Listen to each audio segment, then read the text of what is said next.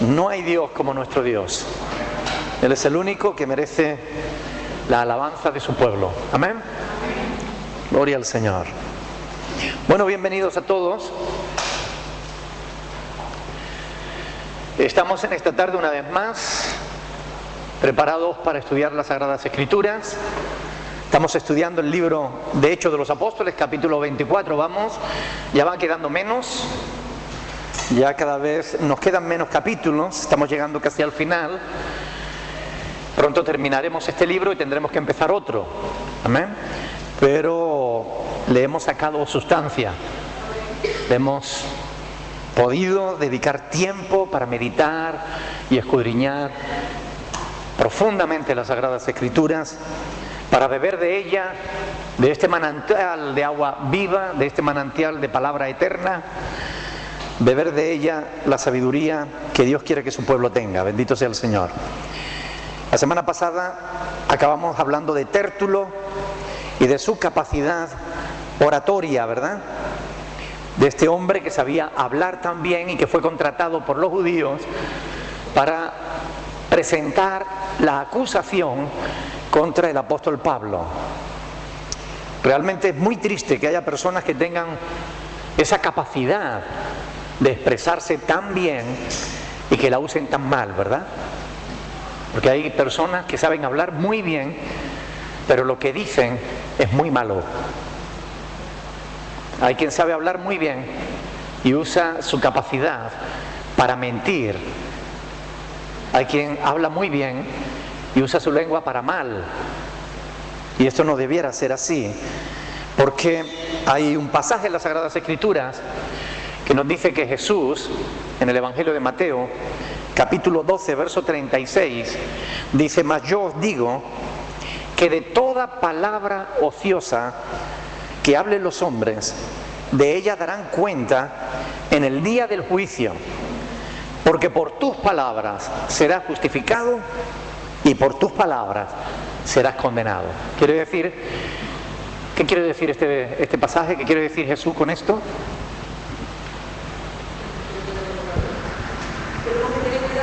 Que debemos tener cuidado con lo que hablemos. ¿Pero por qué?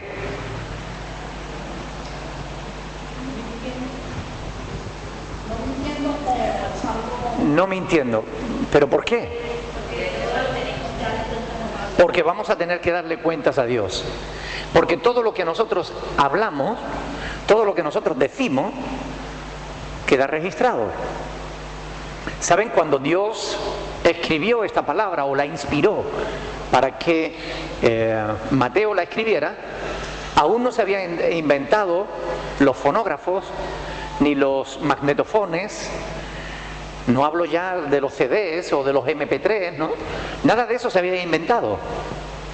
Pero la palabra de Dios ya nos decía que de toda palabra que salga de nosotros tendremos que dar cuenta. Así que de alguna manera Dios estaba tomando nota de lo que decimos. Y un día cuando nosotros lleguemos a su presencia y digamos: no, yo no he dicho eso, de alguna forma Dios se va a valer para hacernos recordar que esas palabras salieron de nuestros labios. No sabemos si usará un MP3 o un sistema que todavía no se ha inventado, no lo sabemos. Lo que sí sabemos es que Dios tiene poder para hacerlo como Él quiera. Pero que de toda palabra que sale de nuestra boca tendremos que dar cuenta. Eso es innegable, porque lo ha dicho Jesús. Y Jesús es Dios y no miente. Amén. Gloria a Dios. Por eso tenemos que tener cuidado con lo que hablamos. Tértulo estaba mintiendo. Tértulo estaba usando su palabra para adular a un gobernador, para convencerlo de que acabara con la vida de un siervo de Dios, y eso no se debía hacer. ¿De qué acusó a Pablo? ¿Cuáles eran los delitos de Pablo? ¿De qué acusó Tértulo a Pablo? A ver, ahí lo tenemos a partir del verso 5. A ver, hablen fuerte. Cuando se está en público... A ver, un segundito. Decía, cuando está en público, cuando estamos reunidos, tanto si vamos a orar, como si vamos a leer un pasaje, como si vamos a intervenir, tenemos que hablar fuerte para que todos nos podamos oír. Adelante, hermano.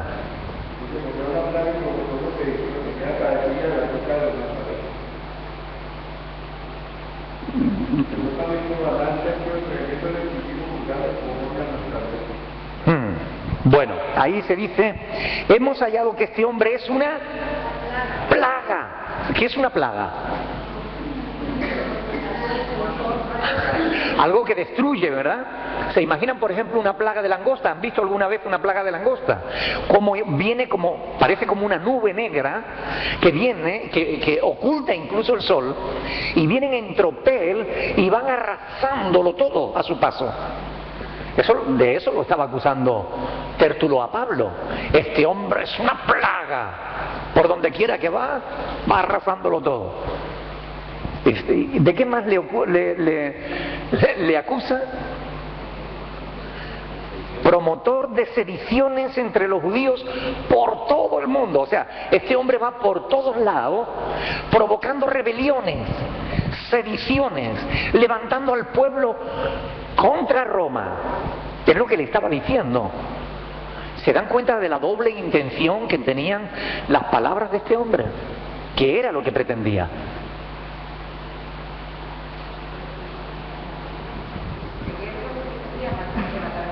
Claro, que mataran a Pablo. Eso era lo que él pretendía. Por eso le culpa de cosas que realmente las había hecho Pablo. Sin duda que no. ¿Ah?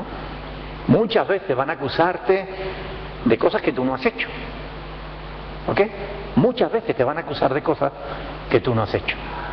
Ojalá que cuando eso ocurra sea capaz de tener el talante que supo tener Pablo.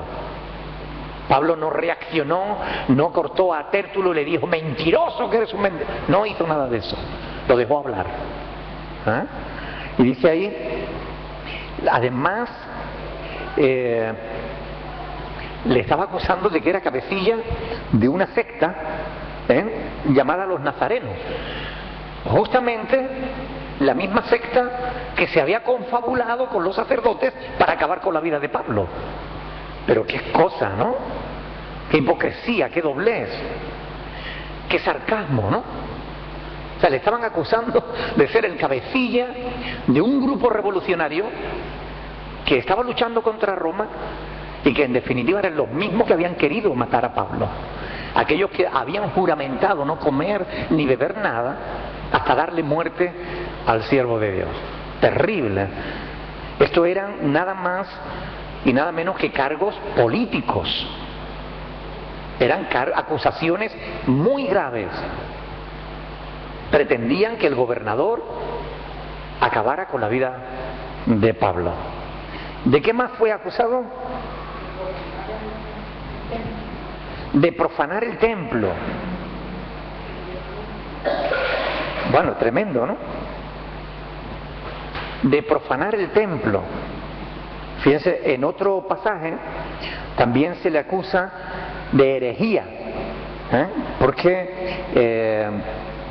es increíble, pero todo esto es lo que tenían contra Pablo, ¿no?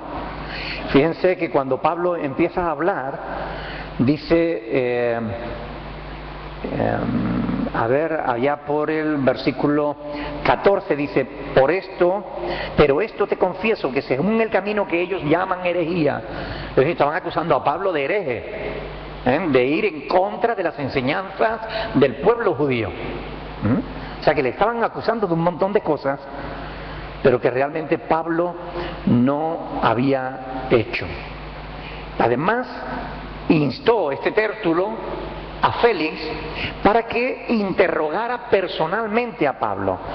Por eso dice, tú mismo pues al juzgarle podrás informarte de todas estas cosas de que le acusamos en el versículo 8. Tú mismo podrás comprobarlo. Como diciendo, son verdad. Increíble. ¿A quién más acusaron los judíos aparte de a Pablo?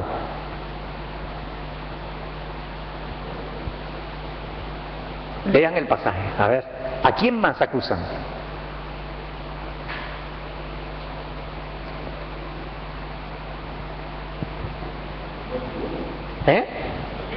Al mismo tribuno. ¿Y de qué le acusaban?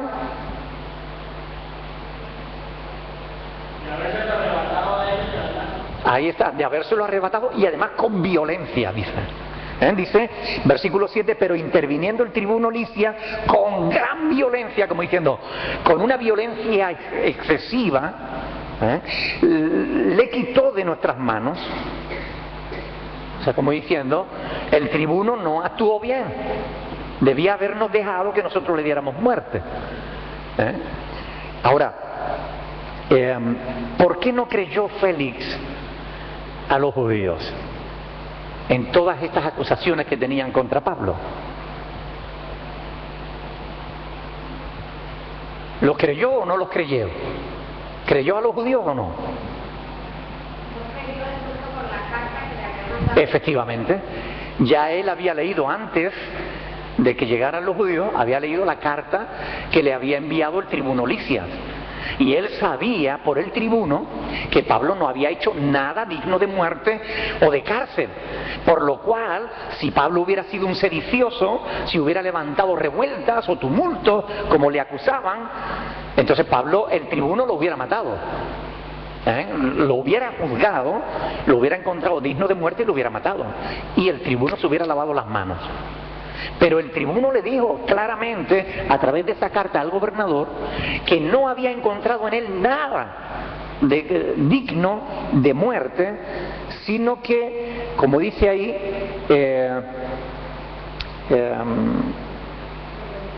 de muerte o de prisión, en el versículo 29 del capítulo 23, ¿verdad? Dice, ayer que le acusaban por cuestiones de la ley de ellos, pero de ningún delito digno de muerte o de prisión. Por eso Félix no creyó a los judíos. Por eso Félix no creyó a Tértulo. Y esto es importante, porque sabía por la carta del tribuno que había intervenido para salvar la vida de Pablo, de un ciudadano romano, aunque tampoco era tal así, ¿verdad?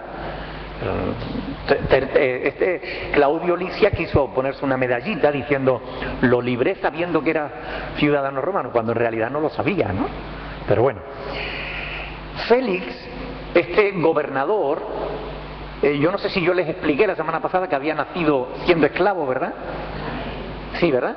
Lo comenté, que su hermano Payas, se llamaba el Payas, era el hermano de Félix, era el favorito de Nerón. Bueno, el primer esclavo en convertirse en gobernador de una provincia romana.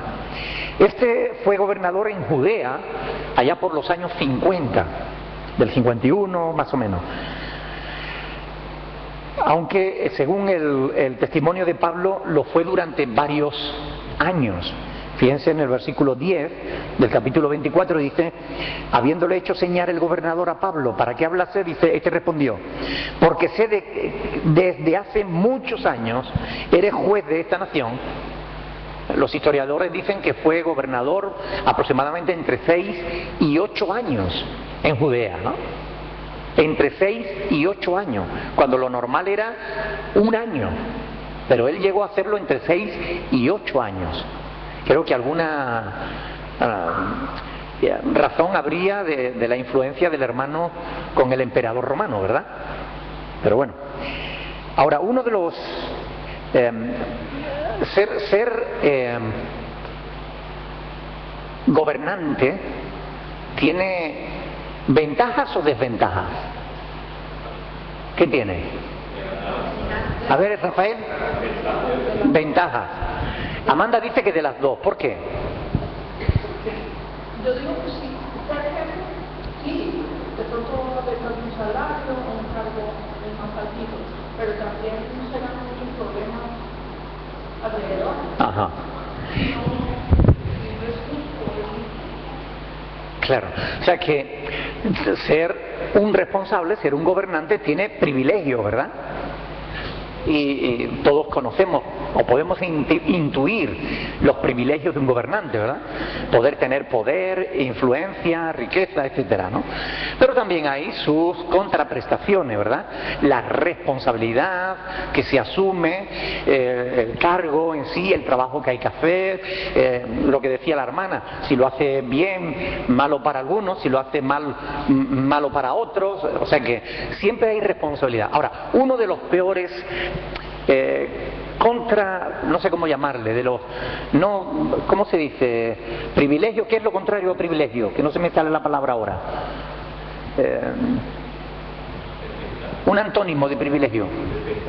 Desventaja. Una de las desventajas que tiene el ser gobernante es que la gente te adula, ¿verdad?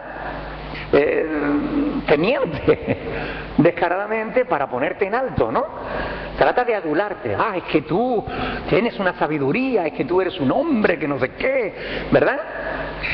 Y eso, ¿qué puede producir en un gobernante? Que se crezca, que crea que está por encima de los demás, ¿verdad? Y eso nubla la visión de los gobernantes. Por eso los gobernantes necesitan personas que les bajen los humos, que les digan las cosas como son realmente. Que así cuando haga las cosas bien le diga, oye, lo has hecho bien, pero que cuando lo haga mal le diga, oye, metiste la pata. Y esto es importante. Aquí Tértulo, ¿qué fue lo que hizo con Félix? ¿Lo pinchó para que no se creciera o lo infló para que se creciera más? Lo infló, ¿verdad? Cuando Pablo va a hablar, ¿lo infla más o simplemente qué hace Pablo? Fíjense ahí en el versículo 10, ¿no? Dice, porque sé que desde hace muchos años eres juez de esta nación, con buen ánimo haré mi defensa.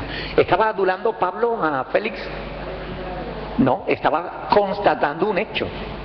Yo sé que tú eres juez de esta región hace mucho tiempo, por eso con confianza voy a hacer mi defensa, ¿no? Pero no lo está adulando, no le está diciendo, oh, excelentísimo Félix, porque tú, nada de eso. La verdad es que los judíos, mientras tanto, en el versículo 9 dice, los judíos también confirmaban, diciendo ser así todo lo que había dicho Tértulo. Los judíos, ¿quiénes eran estos judíos? Los ancianos del pueblo, los sacerdotes, los que tenían que enseñar al pueblo a decir, no mintáis, porque así está escrito en la ley del Señor. Ellos que le decían al pueblo, no mientas, ellos mentían. Ellos que tenían que enseñarle al pueblo, no matarás, ellos estaban en su corazón con deseos de asesinar a Pablo. Increíble, ¿verdad? Y ellos, cuando Tértulo hizo su exposición contra el siervo de Dios, confirmaron que era así. Sí, así, palabra por palabra. Es increíble, ¿verdad? Tamaña hipocresía. ¿Ustedes se imaginan el corazón de Dios viendo la escena? Al siervo de Dios allí moviendo la cabeza así diciendo, posiblemente a lo mejor orando al Señor y diciendo, Señor, perdónalo porque no saben lo que están haciendo, ¿verdad? Y allí a los sacerdotes, sí, así, y Dios mirándolo. A lo mejor diciéndole a un ángel, toma nota. Mira ese como mueve toma nota, mira ese está diciendo así con la cabeza. Mira el otro que está diciendo así. El Señor lo ve todo, ¿verdad? Cuando nosotros hablamos, sea que digamos verdad o que digamos mentira, Dios es testigo de nuestras palabras. No hay nada que nosotros podamos decir que Dios no lo sepa. Es más, la Biblia dice de que antes de que la palabra llegue a nuestra lengua, ya Dios la conoce. ¿Ustedes creen que estos judíos que estaban confirmando que era verdad la mentira serían dados por inocentes delante del Señor? Esto es importante porque ahora vamos a ver una cosa interesante. Evidentemente no eran verdad las acusaciones de Tértulo. Evidentemente los ancianos estaban mintiendo. Como Job, Pablo podía haber dicho, me ha entregado Dios al mentiroso y en las manos de los impíos me ha hecho caer, ¿no? Job 16:11. Sin embargo, como a Job, Dios lo libraría al final de sus acusadores. Escucha bien. Yo no sé si ya te has visto en esa situación, teniendo que escuchar mentiras sobre tu persona. Pero cuando te veas en esa situación, aunque sean todos los que tú tengas a tu alrededor, que estén acusándote injustamente, aunque todos se pongan a una para acusarte y mentir sobre ti, recuerda que no estás solo, porque Dios sabe la verdad. Dios está allí y está viendo y oyendo a todos y cada uno de los que abren su boca contra ti. Y créeme, Jesús lo dijo y eso se cumple. Todos daremos cuenta de nuestras palabras, aún de las palabras ociosas. No hay ninguna acusación falsa hecha contra ti que no tenga su justo castigo, porque Dios lo demandará. La Biblia dice, Dios dice, no os vengáis vosotros, pueblo mío, dejad lugar a la ira de Dios. A veces nosotros, cuando somos acusados injustamente, queremos reaccionar, ¿verdad? Queremos defendernos. Deja que sea Dios quien te defienda. A la larga, Él exhibirá tu justicia como la luz y tu derecho como el mediodía. Y aquellos que levantaron falsos testimonios contra ti, aquellos que hablaron contra tu persona, aquellos que mintieron descaradamente y aquellos que apoyaron esas mentiras, un día tendrán que agachar la cabeza delante de ti y tendrán que reconocer que hicieron mal.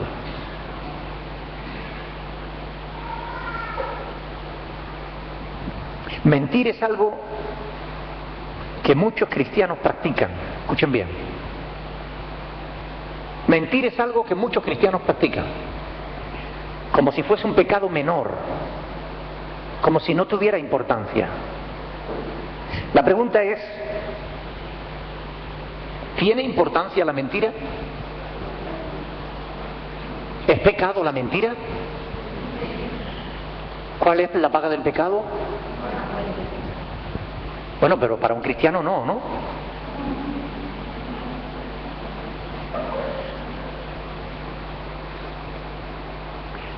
Vamos a ver algunos pasajes en los que Dios nos habla de esta verdad.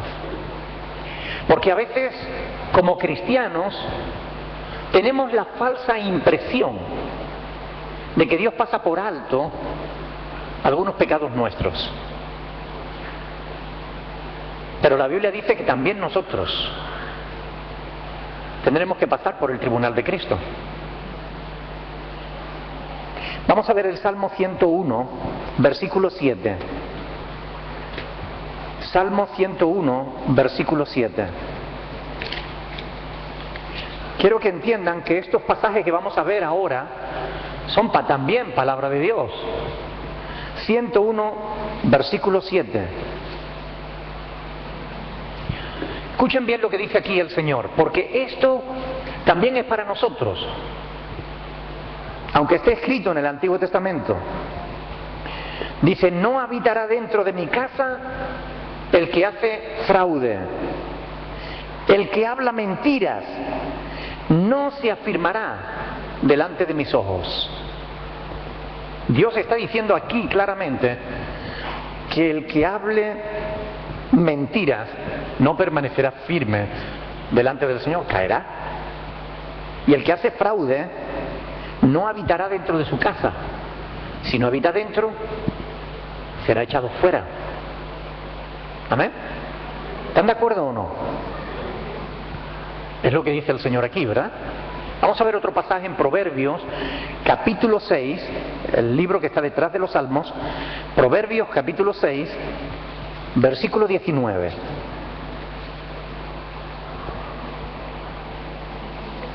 Vamos a leerlo desde el 16 para tener un contexto claro de lo que está hablando aquí el proverbio. Proverbios 6:19. Vamos a leerlo desde el 16. 6 cosas, dice el 16, aborrece el Señor, y aún 7 abomina su alma. Es decir, son cosas que Dios no quiere. Los ojos altivos, ¿qué más? La lengua mentirosa, las manos derramadoras de sangre inocente, el corazón que maquina pensamientos inicuos, los pies presurosos para correr el mal, el testigo falso que habla mentiras y el que siembra discordia entre hermanos. ¿Eran testigos verdaderos los judíos en el juicio contra Pablo o eran testigos falsos? Eran los ancianos de Israel, eran los sacerdotes del pueblo.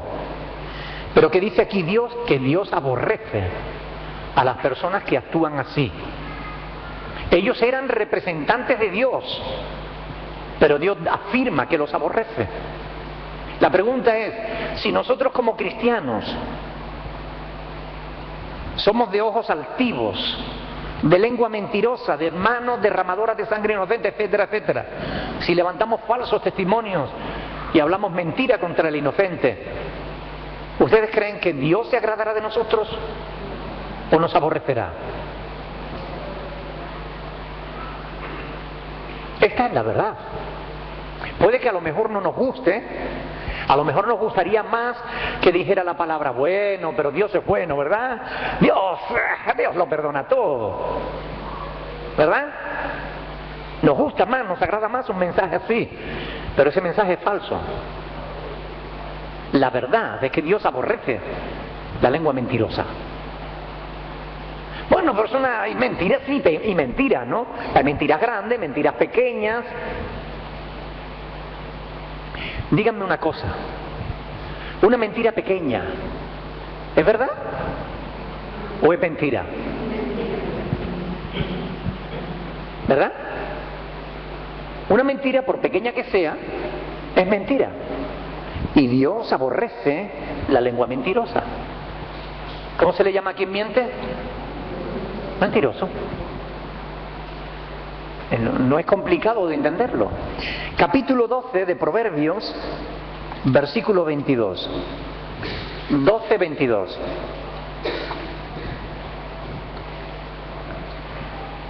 Los labios mentirosos son abominación al Señor, pero los que hacen verdad son su contentamiento.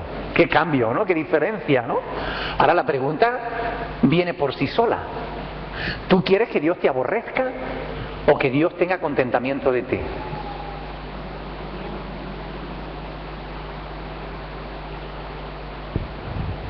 ¿Tú quieres que cuando llegues al cielo Dios vuelva a la cara y haga así? ¿O quieres que Dios haga así, que abra los brazos y haga así? Hay diferencia, ¿verdad? ¿Qué es lo que marca la diferencia? El uso que hacemos de nuestra lengua. Si mentimos, Dios nos dará la espalda. Apartaos de mí, hacedores de maldad, no os conozco. Dios aborrece la lengua mentirosa. Si hablamos verdad, Dios se contentará de nosotros. Ah, pastor, pero es que decir siempre la verdad, eso no se puede. A mí me han dicho eso. Es que no se puede decir siempre la verdad. ¿Ustedes creen que se puede o no se puede?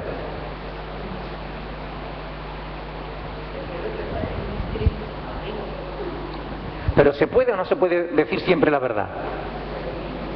¿Sí o no? A ver. ¿Hay alguien que diga que no? ¿Para que conozcamos un mentiroso? Es verdad, esto es verdad, que a veces hablar verdad puede venir contra nosotros. ¿Estás de acuerdo o no? A veces decir la verdad puede ser más complicado que mentir. La pregunta es, ¿qué quiere Dios que hagamos?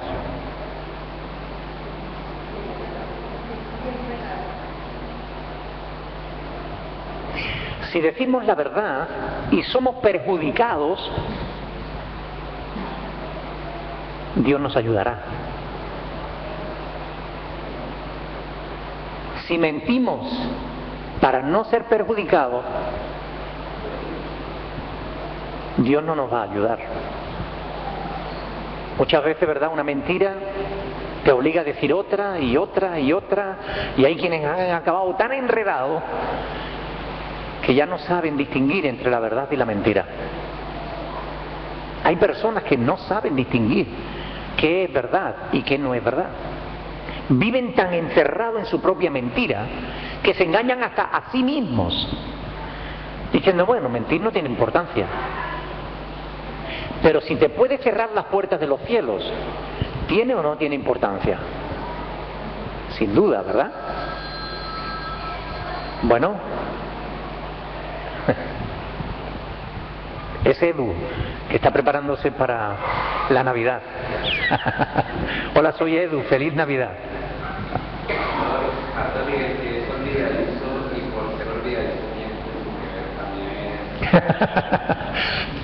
Fíjense la pregunta que hace Wilson. Dice, pastor, ¿y el que es olvidadizo y por ser olvidadizo miente sin querer?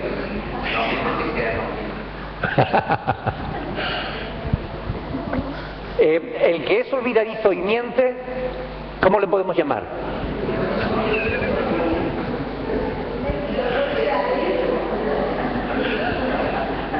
Un mentiroso olvidadizo. Mentiroso con Alzheimer. Pero si mentimos, da igual la razón mediante la cual queramos justificar la mentira. Pero la mentira es mentira, ¿o no?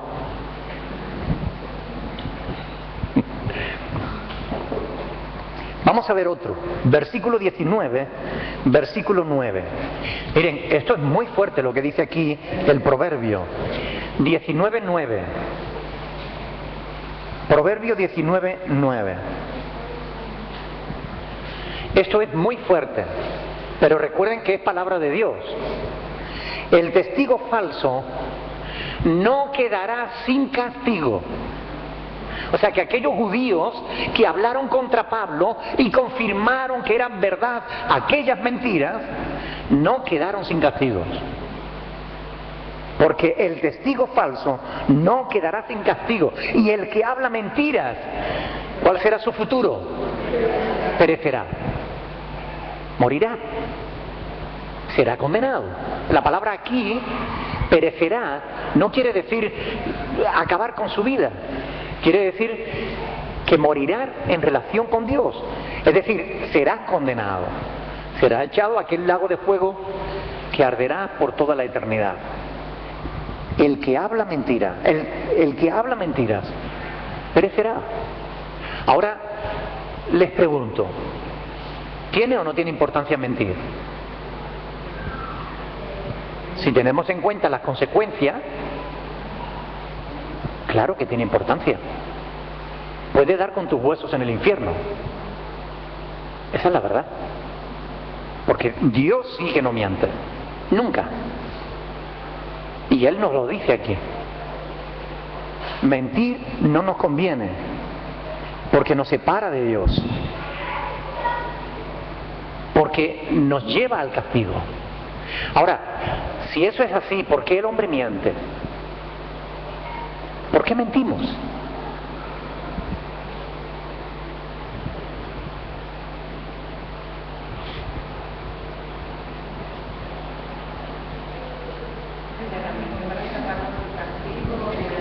Para escapar de algún castigo o de la reprensión, ¿verdad? Somos pecadores, ¿no? En realidad, en contra de lo que dice el humanismo, la filosofía humanista dice que el hombre es bueno, pero las circunstancias le hacen malo. Está claro que ese humanista que dijo esa doctrina era un mentiroso.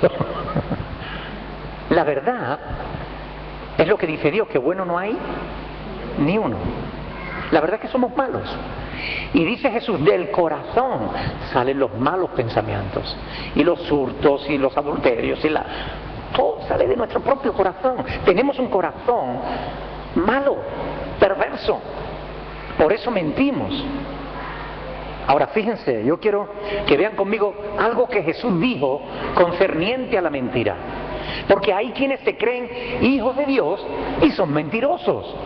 Vamos a ver si es verdad. Juan capítulo 8, versículo 44. Juan capítulo 8, versículo 44. ¿Puede un hijo de Dios ser mentiroso? O mejor dicho, ¿puede un mentiroso ser hijo de Dios? Juan 8, 44. ¿Lo tienen?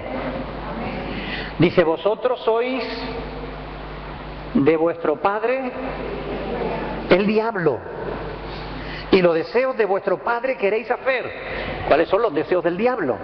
Dice, él ha sido homicida desde el principio y no ha permanecido en la verdad, porque no hay verdad en él.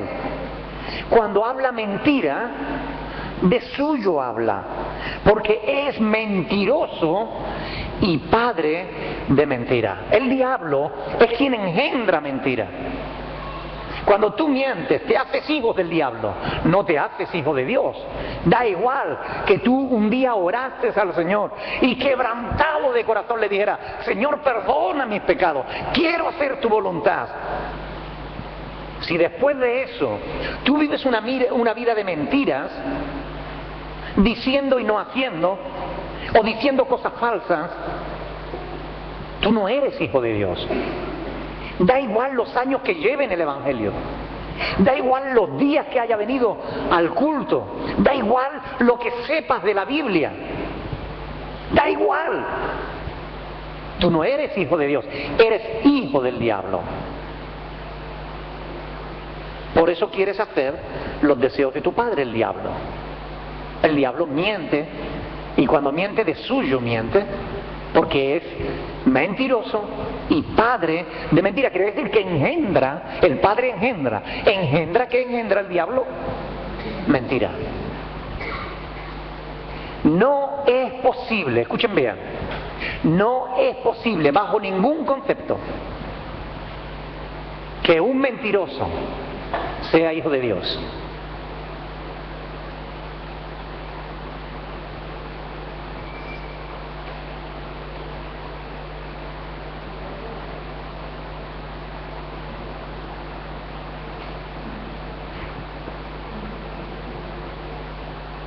¿O ustedes creen que sí?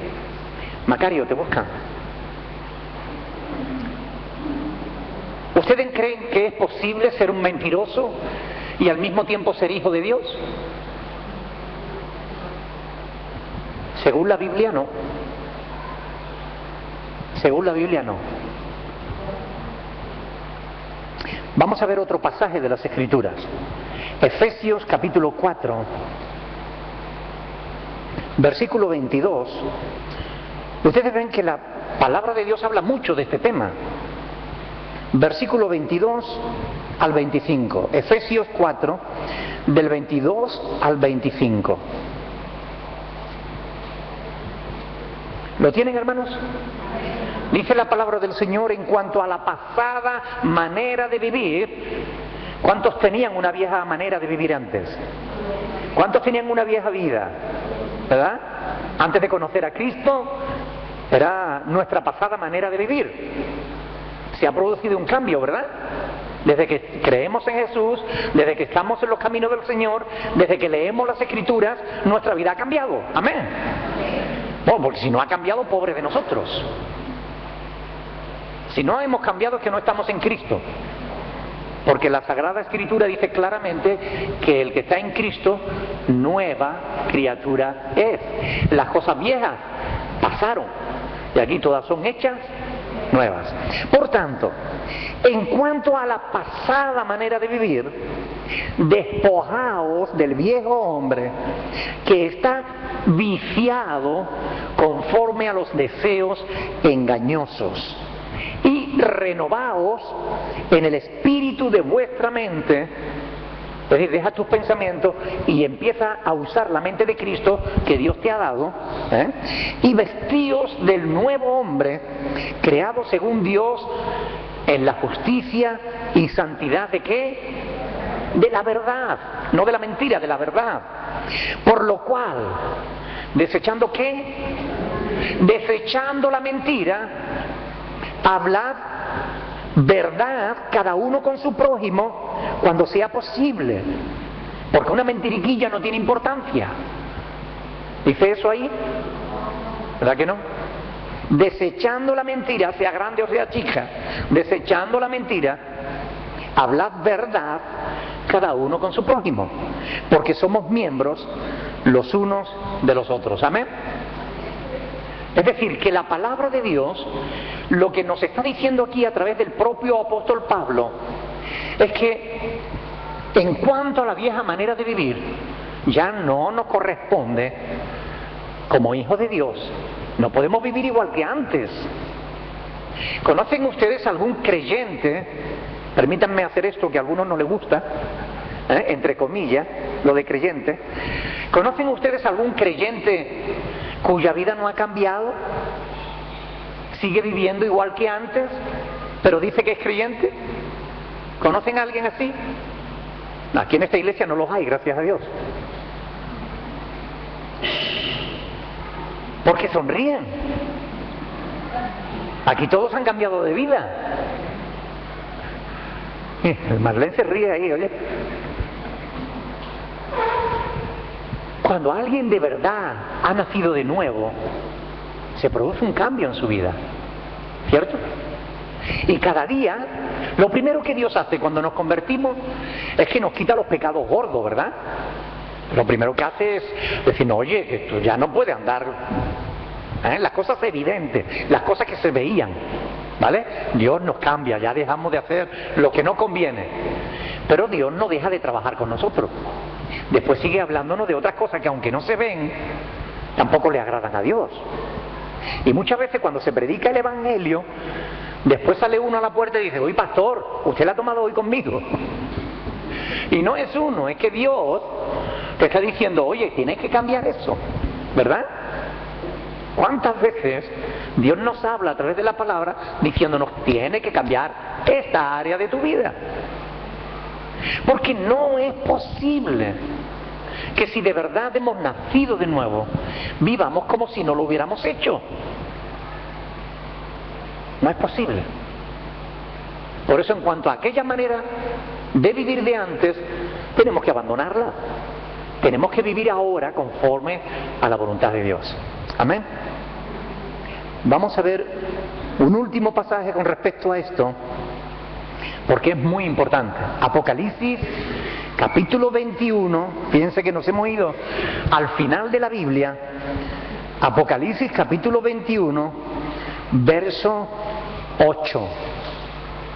Vamos a leer el versículo 7, el 6, por aquello de contexto, ¿verdad? Es que me gusta leer el contexto. Versículo 6, 21:6. Dice, y me dijo, está escribiendo el apóstol Juan, dice, hecho está, yo soy el alfa y el omega, el principio y el fin. Al que tuviere sed, yo le daré gratuitamente de la fuente del agua de la vida. El que venciere, heredará todas las cosas, y yo seré su Dios, y él será mi hijo. Pero los cobardes e incrédulos, los que no tienen el valor de hablar la verdad, los que no creen que se pueda decir la verdad, los abominables, los homicidas, los fornicarios, los hechiceros, los idólatras y todos los que, todos los mentirosos tendrán su parte en el lago que arde con fuego y azufre, que es la muerte segunda. ¿Cuál es el destino de todos los mentirosos? El lago de fuego. Ah, pastor, no tiene importancia. ¿De verdad? ¿Te arriesgaría tú a pasar una eternidad en el lago de fuego? ¿Sin esperanzas? ¿Sin Dios? ¿Lamentándote por no haber tenido el valor de andar en la verdad, porque has sido débil y has temido más a los hombres que a Dios. ¿Te arriesgarás o comenzarás a decir la verdad?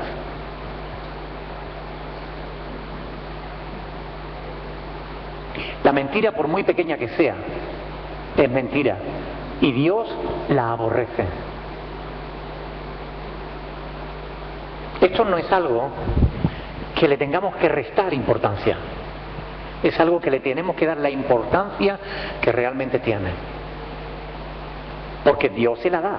Han visto un montón de pasajes, y si ustedes cogen una concordancia completa de la Biblia y ponen mentir o mentira, ustedes van a ver el montón de pasajes que les salen ahí que hablan de la mentira, y no van a encontrar ni uno que diga, ni uno solo en toda la Biblia, ni un solo pasaje, ni un solo versículo, ni una sola frase que diga que la mentira no tiene importancia. Ni uno solo. Todos los pasajes que hablan de la mentira están escritos para advertirnos de que la mentira no nos conviene, de que la mentira es algo que Dios aborrece y es algo que Dios no tolera. Si no lo tolera en unos, menos lo va a tolerar en sus hijos. ¿No creen? Será por eso que dice la Escritura que sin santidad nadie verá al Señor. Pero pastor, yo me he apartado de la droga, yo me he apartado del vicio del alcohol, yo me he apartado de las mujeres o de los hombres, o yo me he apartado de esto o de aquello, yo ya no robo, yo ya no insulto a la gente. ¿Pero sigues mintiendo? Si sigues usando de la mentira, estás dentro del grupo de los mentirosos. Porque no se le puede llamar de otra manera a quien miente. ¿Cómo se le llama al que miente? ¿Se le puede llamar de otra manera? Es mentiroso. ¿Y los mentirosos dónde acabarán? La pregunta es, ¿ustedes lo han entendido? Porque a mí me gustaría que lo entendieran. Yo no sé si tuviera que explicárselo de otra manera. ¿Hay alguien que sepa explicarlo mejor?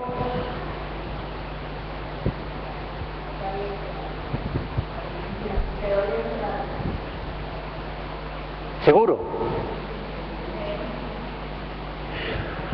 Yo quiero decirles lo mismo que le decía a mis hijos cuando ellos hacían algo que estaba mal. ¿Seguro que has entendido que no debes volver a hacerlo?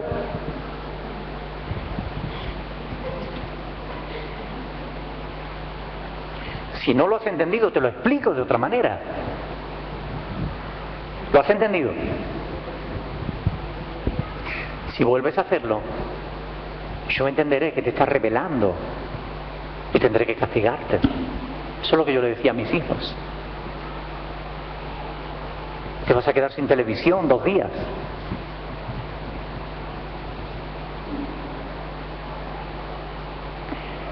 Lo que Dios nos está diciendo no es que nos vamos a quedar sin televisión 2 días, sino que nos vamos a ir al infierno por toda la eternidad. ¿Seguro que lo han entendido, hermanos? Porque es grave.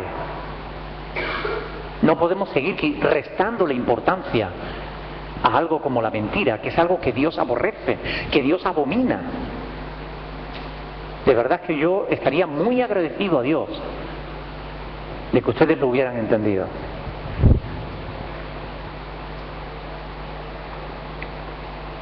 ¿Pensarían los judíos que estaban haciendo mal al mentir contra Pablo? A lo mejor no. A lo mejor se justificaban. Porque ¿qué hizo Adán cuando Dios le dijo, ¿qué pasó? La mujer que me diste. ¿Qué hizo Adán? Echarle la culpa a Dios. ¿Para qué me diste a esta compañera? ¿Qué hizo la mujer? La serpiente me engañó. Desde entonces somos expertos en echar balones fuera, ¿verdad? Cada vez que tiramos una piedra escondemos la mano. Estamos acostumbrados a justificarnos, a justificar lo injustificable. A decir, no tiene importancia, o yo no sirvo. Yo creo que ellos tendrían sus argumentos. Sí, es que nos conviene que este muera porque no sé qué, porque no sé cuánto. Desconocemos cuáles fueran los argumentos de ellos. Pero es posible que ellos entendieran que era su deber darle muerte a Pablo. Y para hacerlo, que era algo que estaba claramente prohibido por la palabra de Dios, no matarás. Para hacerlo, para matar a Pablo, además estaban incumpliendo otro mandamiento de la ley de Dios: no mentirás. Que nosotros no seamos como estos judíos que justificaban el mal. Que si metemos la pata y alguna vez se nos escapa una mentira, inmediatamente digamos, no, perdona, es verdad, he sido yo. O no, perdona, mira, eso no fue así, fue de esta manera. Te voy a decir la verdad, porque soy cristiano y quiero decir la verdad. Y ahora si quieres despídeme, o ahora si quieres castígame, o ahora si quieres haz lo que quieras. Pero la verdad es la verdad. Y Dios te va a honrar. Y Dios te va a bendecir. Y Dios no va a dejar que tú caigas. Te va a levantar, te va a poner en alto. Porque Él honra a los que le honran. Él exalta a los humildes, a los que se humillan. Esa es la verdad. Pero si tú te enalteces para decir, no, yo no he sido, Dios te derribará, Dios te tumbará. Porque Dios, al que se enaltece, lo humilla. Así que no me resisto a darle un último pasaje, ¿vale? Y ya con este terminamos. Segunda de Corintios, capítulo 10, versículo del 4 al 6. Es que si no se me quedaría incompleto. Segunda de Corintios, capítulo 10, del 4 al 6. Es muy importante esto, porque nos da la salida, ¿verdad? La palabra de Dios dice que no hemos sido tentados más allá de lo que podemos resistir, sino que juntamente con la tentación se nos da la salida, ¿verdad? Pero aquí se nos dice, Segunda de Corintios 10, versículo 4, porque las armas de nuestra milicia no son carnales, sino poderosas en Dios para la destrucción de fortalezas. ¿Derribando qué? Argumentos y toda altivez que se levanta contra el conocimiento de Dios, contra la palabra de Dios, contra la verdad de Dios.